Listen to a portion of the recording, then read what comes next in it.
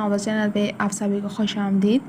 امید ہے آپ سب ٹھیک ٹھاک ہوں گے، خیر خیریت سے ہوں گے، اور کلاسک اردو ناول چینل پہ آن گوئنگ ناولز کی ایپیسوڈ کا ویٹ کر رہے ہوں گے۔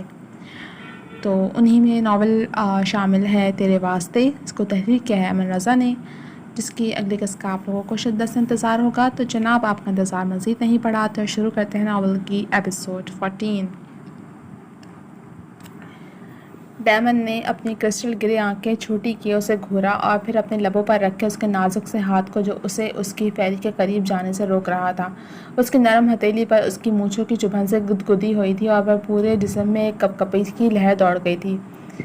اس گریز کی وجہ جان سکتا ہوں میں؟ وہ اس کی ہتھیلی تلے دبے اپنے لبوں سے گمبھیر سی سرگوشی کرتے بولا تو اس کے لبوں کا لمس اپنے ہاتھ پر محسوس کرتے اس کا چہرہ سرخ اناری ہوا تھا۔ مجھے یہ سب نہیں پسند، وہ اٹکتے اٹکتے فوراً اپنا ہاتھ کھینچتے بولی، مگر اس کے دور جانے سے پہلے ہی وہ اس کا ہاتھ جکڑ کر اسے اپنے اوپر گرا چکا تھا۔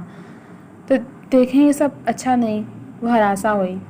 دیکھ ہی تو رہا ہوں، مگر تم خلل ڈال رہی ہو، وہ اس کی کلائی کمر کے ساتھ لگاتے گمبھیر آواز سے بولا۔ روح کا پورا وزن ڈیمن کے سینے پر تھا۔ جتنا دور جانے کی کوشش کروں گی پیری، میں اتنا ہی قریب آؤں گا۔ وہ ہال سے واپس کیسے لوٹی تھی یہ تو وہی جانتی تھی۔ شمیم بیگم نے کیسے لوگوں کو جواب دے کر ان کے منہ بند کروائے تھے یہ ایک الگ معاملہ تھا، لیکن اتنے سے وقت میں جو ان ساز بہو پر گزری تھی وہ صرف وہی جانتی تھیں کہ کیسے وہ سب لوگوں کو ہینڈل کرتی رہی تھیں۔ شمیم بیگم کا بی پی اتنے میں ہی شوٹ کر چکا تھا۔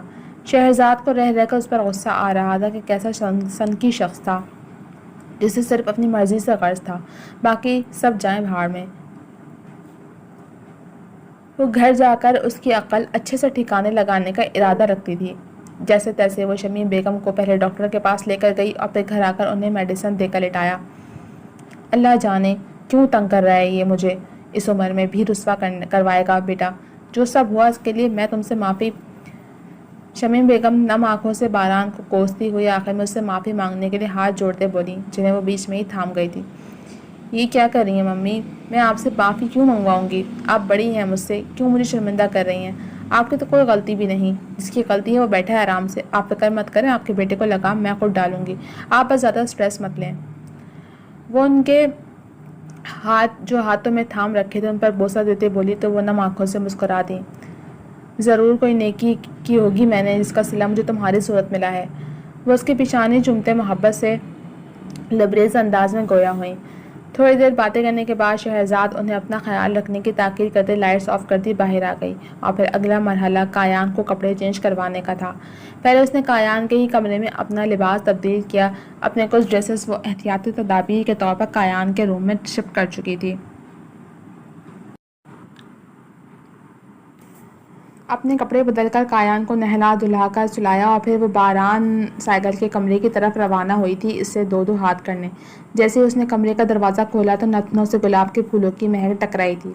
وہ حیرت سے اندر داخل ہوئی جہاں بیڈ پر لائٹ سلور بیڈ شیٹ بچھی تھی اور اس پر گلاب کی پتیاں جہاں پجا بکھری پڑی تھیں۔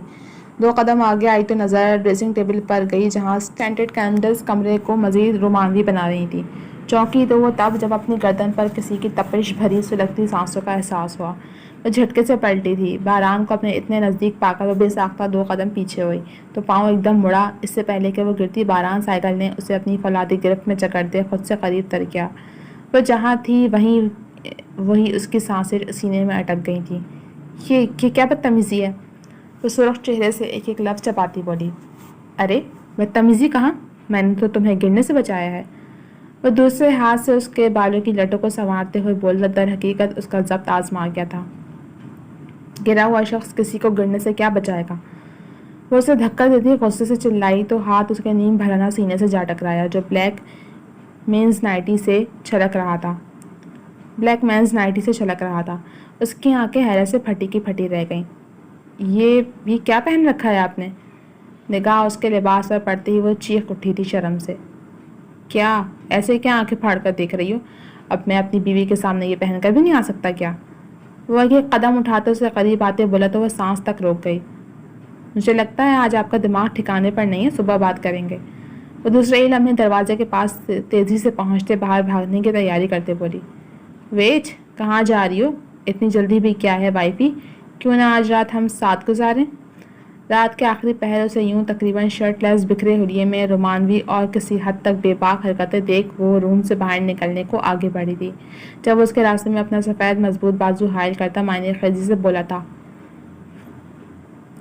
جس پر شہرزاد کا چہرہ جھلس کر رہ گیا۔ آخر یہ شخص چاہتا کیا تھا اس سے؟ Don't you dear 12 cycle, mind your own business. مجھ سے اتنی تکلفی برتنے کی بالکل بھی ضرورت نہیں۔ یاد تو ہوگا وہی بیوی ہوں میں جسے تھوڑی دیر پہلے تنہا چھوڑ آئے تھے آپ۔ کرک لہجے میں وہ بنا بیزاریت چھپائے اپنے دائیں ہاتھ کی شہادت کی انگلی سے اسے وارن کرتے ہوئے اپنے اندر کا لاوا اس پر انڈیلتی ہوئی بولی، جو اب اس کے دروازے کے درمیان کھڑا تھا۔ I know you don't like my presence, but یاد تو تمہیں بھی ہوگا کہ نیا نویلا شادی کا جوڑا ایک ساتھ ایک کمرے میں سوتا ہے۔ اگر نہیں یاد تو کوئی ایسی حرکت کر کے یاد دلا دیتا ہوں۔ وہ اس کی جانب جھکتے اس کی گردن سے کلون کی خوشبو اپنے اندر اتارتے نہایت مدہوشی بھرے لہجے میں بولا کہ مقابل نے ہاتھوں کی مٹھیاں بھیجتے اسے خوفناک نظروں سے گھورا۔ تو میں بھی آپ کو یاد کروا دوں 12 سائیکل کہ وہ شادی شدہ جوڑے یقیناً نارمل ہوتے ہوں گے، مگر ہم دونوں ہی نارمل نہیں ہیں، اس لیے وقت رہتے میرے راستے سے ہٹ جائیں ورنہ پہلے کا غصہ آپ پر اچھا خاصا اتار دوں گی۔ وہ دانت پیستے اسے کھا جانے والے لہجے میں دیکھتی اسے ہٹا کر پھر سے باہر جانے لگی تو وہ اس کی کلائی مروڑ کر اس کی پشت اپنے سینے سے لگا گیا۔ اگر تم نے ایک قدم بھی باہر نکالا تو پھر یہ رات آخری رات ہوگی تمہاری یہاں پر۔ میں تمہاری اتنی دیر کی اداکاری مٹی میں مل جائے گی۔ میری اچھی بیوی کا ناٹک، میرے بیٹے کی جھوٹی دیکھ بھال اور مجھ سے محبت کے مظاہرے سب آل ان ون ضائع ہو جائیں گے۔ اس لیے خود کو ہلکان مت کرو، نقصان تمہارا اپنا ہے، آگے تمہاری مرضی۔ وہ صاف اسے چیلنج کر رہا تھا یا یقیناً یہ اس کی بے بسی کا مذاق اڑا رہا تھا۔ اس کے الفاظ، اس کا لہجہ ہمیشہ جیسے اجنبی تھے، اس کو اس کی حیثیت کا احساس دلاتا سلگتا ہوا سا انداز۔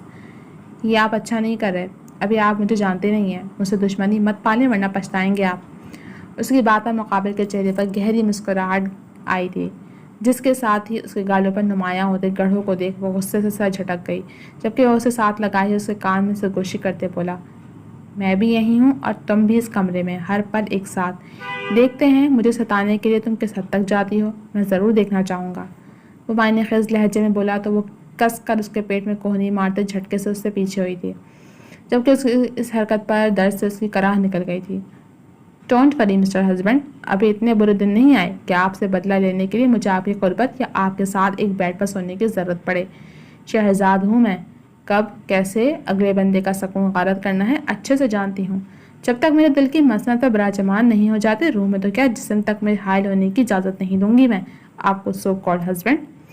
اس کے بلیک نائٹی میں چھپے مضبوط و طاقتور کندھوں پہ ہاتھ رکھتے وہ طنزیہ مسکراہٹ اچھالتے ہوئے بولی تھی، جبکہ 12 سائیکل کا چہرہ اس توہین پر دھواں دھواں ہوا تھا۔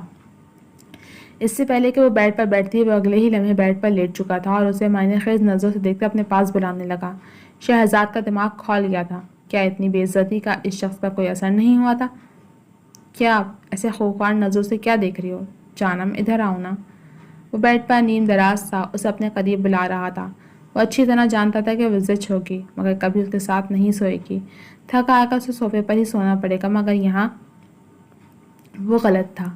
وہ ایک دم بیڈ کی سائڈ سے چل کر اس کے نزدیک آتے اس کے پاس بیٹھتی، اس کے چہرے پر انگلی سے لکیر کھینچنے لگی تو اب سانس صحیح معنوں میں باران کا اٹکا تھا کہ یہ ایک دم کایا پلٹ کیسے ہو گئی۔ اچھا طریقہ ہے بدلہ لینے کا۔ آپ کو لگ رہا ہے کہ آپ کی ان 2 روپیز حرکتوں سے تنگ آ کر میں صوفے پر سو جاؤں گی؟ تو میرے بھولے ہسبینڈ، یہ غلط فہمی ہے آپ کی۔ نہ تو آپ کے قریب آؤں گی لیکن آپ کو سکون سے سونے بھی نہیں دوں گی۔ وہ اس کے چہرے پر پھونک مارتے اسے اپنے سحر میں گرفتار کرتی، اگلے ہی لمحے سائڈ ٹیبل سے پانی کا بھرا جگ اٹھا کر اس پر انڈیلتی، ساتھ ہی ساتھ پورے بیڈ پر گرا چکی تھی کہ ایک جگہ سوکھی تک نہ بچی تھی۔ 12 سائیکل تو ایسا تھا جیسے کوئی بھونچال آ گیا ہو۔ وہ حیرت میں گھرا یہ سمجھ تک نہ پایا تھا کہ اس کے ساتھ ہوا کیا ہے، مگر جلدی اپنی بیوی کو کہہ لگاتے دیکھ وہ اچھی طرح جان گیا تھا اور غصے کا گراف لمحوں میں بلند ہوا تھا، جس کے نتیجے میں وہ اگلے ہی لمحے شہزاد کا ہاتھ کھینچ کر اسے اپنے گیلے وجود پر گرا چکا تھا۔ اس اچانک رفتار پر اس کی چیخ بلند ہوئی تھی، ڈیئر وائفی، آپ کی اطلاع کے لیے عرض ہے کہ اگر میں چاہوں تو مجھے تم کیا اس دنیا کی کوئی بھی طاقت تم میں شامل ہونے سے روک نہیں سکتی۔ اچھی طرح جانتی تو ہو مجھے، پھر بھی بار بار شکست کھا کر یوں لڑنے آ جاتی ہو۔ آج ولیمے پر میں تنہا چھوڑ آیا تھا تمہیں، وہ سب کی کافی نہیں تمہارے لیے؟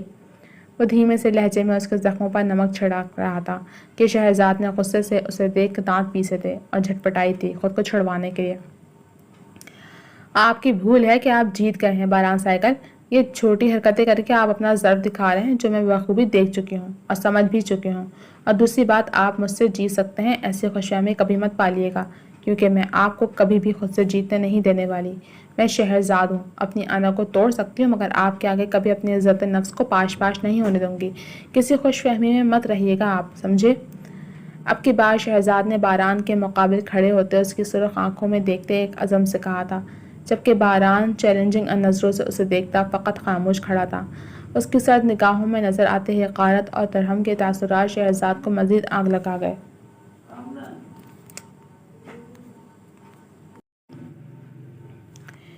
ایسے مت دیکھیں مجھے، وہ ایک ایک لفظ چباتی بولی۔ خوش فہمی میں تو تم ہو ڈیئر وائفی، یا میں، یہ تو بہت جلد تمہیں اندازہ ہو ہی جائے گا، مگر ایک بات تو طے ہے کہ میں تو بہت پہلے جیت گیا ہوں تم سے۔ ہا ہا ہا۔ اور تم کچھ نہیں کر سکیں شہرزاد، تمہاری محبت کی آنکھوں کے سامنے شوہر ہونے کا خطاب حاصل ہے مجھے، اور تمہاری کمزوری سے بھی تمہیں تو صرف میں ہی آگاہ ہوں کہ گھر میں تمہاری کیا عزت ہے، اور یہی نہیں، اپنی محبت کے سامنے اپنی عزت بنانے کے لیے تم نے میرا سہارا لیا۔ کافی کمزور ہونا تم، اپنی ذات کے وقار کے لیے بھی تمہیں مجھ جیسے ناپسندیدہ شخص کا سہارا لینا پڑ رہا ہے، کتنی بے بس ہونا تم۔ اس کے ارد گرد چکر کاٹتے یا بستہ ٹھنڈے موسم میں اپنی ہی کہی بات سے باران سائیکل کی آنکھیں ایک دم سے عجیب سے انوکھے تاثرات سے چمک اٹھی تھیں۔ اسے شہرزاد کی کمزوری ہاتھ میں لیے مزہ آ رہا تھا، جبکہ اس کے دل چیر دینے والی باتوں سے شہرزاد کا سرخ و سفید چہرہ پل بھر میں لہو کی مانند تھا۔ وہ بنا وقت ضائع کیے اپنے کندھے سے اس کے دونوں ہاتھ جھٹک کر جو اس نے ابھی رکھے تھے دروازے کی طرف بڑھی تھی باہر نکلنے کے لیے، مگر دروازے کے قریب جا کر پل میں تھمی اور پلٹ کر شدید زخمی نگاہوں سے باران سائیکل کو دیکھا، جس کو اسی پل بہت کچھ غلط ہونے کا احساس ہوا تھا، مگر اب تو الفاظ منہ سے پھسل چکے تھے۔ اس کی زخم ہوتی نگاہیں اس بات کا اظہار کر چکی تھی کہ اس کے الفاظ زہر کا کام کر چکے ہیں۔ اس کی ضبط سے سرخ آنکھیں باران سائیکل کے دل میں تیر کی طرح پیوست ہو رہی تھیں، کچھ کہنے کی خواہش میں مچلتے لب کبھی کھلتے کبھی بند ہوتے۔ آج جو سب مجھے آپ نے باور کروایا ہے نا، مرتے دم تک نہیں بھولوں گی میں۔ آپ کے ایک ایک لفظ میں جو حدت، طنز اور تمسخر پنہا تھا نا، سب اچھے سے محسوس کر چکی ہوں میں۔ آج جیسی بے عزتی آپ نے میری کی ہے، کبھی کسی کی جرات تک نہیں ہوئی باران سائیکل ایسا کرنے کی۔ آج آپ کا دن تھا لیکن کل میرا ہوگا۔ آپ کو آپ کے کہے الفاظ بھرے مجمع میں واپس نہ لوٹائے تو میرا نام بھی شہرزاد رحمان نہیں۔ وہ گھائل نگاہوں سے اسے ایک ایک لفظ شدت جذبات سے ادا کرتی وہاں سے جا چکی تھی۔ پیچھے باران سائیکل پشیمانی میں گھرا کھڑا رہ گیا تھا۔ اوہ، یہ میں کیا کر بیٹھا، اتنا پست ذہنیت کا تو نہ تھا میں، یہ میں نے کیا کر ڈالا۔ وہ گلدان زمین پر پھینکتے اسے چور چور کرتے چنگھاڑا تھا۔ جی تو جناب، اب تک کے سب اتنا ہی۔ کیسے لگ گیا آپ کو یہ ایپیسوڈ؟ کہتے ہیں نا، انسان کو سوچ سمجھ کے بولنا چاہیے، کیونکہ کمان سے نکلا تیر اور زبان سے نکلے الفاظ واپس نہیں آتے۔ آپ کے الفاظ کسی کو قائل بھی کر سکتے ہیں، مائل بھی کر سکتے ہیں اور گھائل بھی کر سکتے ہیں۔ آپ کے الفاظ کسی کو پھول بن کر اس پہ برس بھی سکتے ہیں اور کسی کو تیر بن کر اس کا وجود چھلنے بھی کر سکتے ہیں۔ تو اپنے الفاظ کا خاص خیال رکھیں کہ وہ کسی کی دل آزاری کا باعث نہ بنے۔ تو دیکھتے ہیں آگے کیا ہونے والا ہے، شہرزاد کیا کرتی ہے، اب کس نہج پہ جا کے ان کا رشتہ کس نہج پہ جائے گا، یہ تو ہمیں آگے ہی پتہ چلے گا۔ تو جاننے کے لیے جڑے رہیے میرے ساتھ، جب ملوں گے اگلے ایپیسوڈ کے ساتھ۔ تب تک کے لیے اجازت دیجیے، جانے سے پہلے چینل کو سبسکرائب کر دیجیے، ویڈیو کو لائک کر دیجیے، بیل آئیکن کو بھی پریس کر دیجیے۔ اللہ حافظ۔